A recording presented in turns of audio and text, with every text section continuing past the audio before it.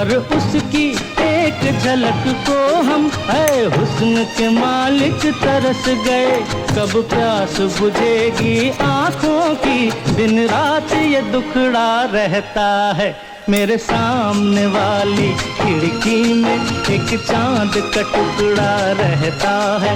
अफसोस ये है कि वो हमसे कुछ उखड़ा उखड़ा रहता है। मेरे सामने वाली खिड़की में एक चांद का टुकड़ा रहता है।